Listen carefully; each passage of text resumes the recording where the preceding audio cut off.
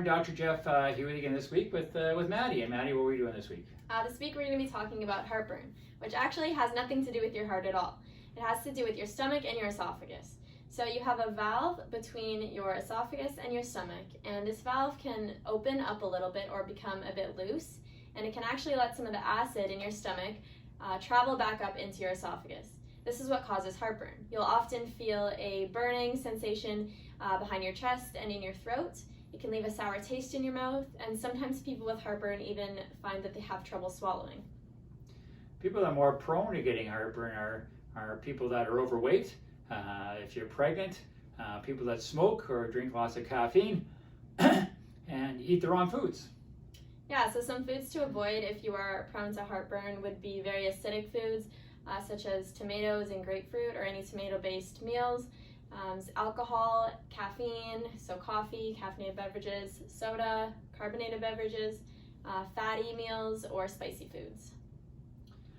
So generally the way you'll get diagnosed with heartburn is when you go to the doctor, is that you'll kind of just go by history. When you get it, is it after eating, things like this, where's the pain? If they want to do some more exhaustive testing, so let's say usually heartburn lasts anywhere between a couple hours. It can last a couple days, but generally goes away pretty quick. But it is pretty common, and that about 20% of Canadians suffer from heartburn. But if it goes on and on, what the doctor will do is he can give you a barium x-ray. So they'll give you some barium to drink. Then they take x-rays. They can kind of look at your esophagus and the upper part of your stomach and see if there's anything funny going on. They can also inject you with we call pH receptors. So you throw that down to the area at the bottom of your esophagus. They can measure the pH and see if there's any acid coming up through your stomach. So what you want to do for this is generally what they'll give you is they'll give you some antacids.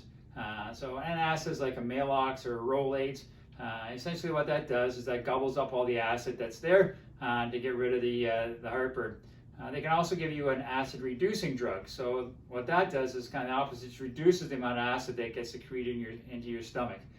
So those are the two kind of drugs they can give you. Other things you want to do is you want to kind of avoid the foods that cause heartburn.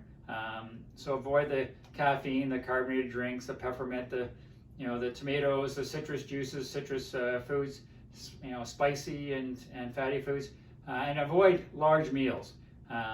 So don't have a large meal, especially if a large meal, and go lie down. If you have a large meal and go lie down, what can happen is that valve can open up a little bit when you lie down, and it will leak acid up, and you'll get heartburn. So try not to lie down 2 to 4 hours after you've had a meal. Yeah, so if you have any questions about anything we talked about today, you can email us at jgoldsworthy@goldsworthywellness.com. If you like the video, be sure to give us a like and share the video with your friends. And as always, here at Goldsworthy Wellness, we got your back.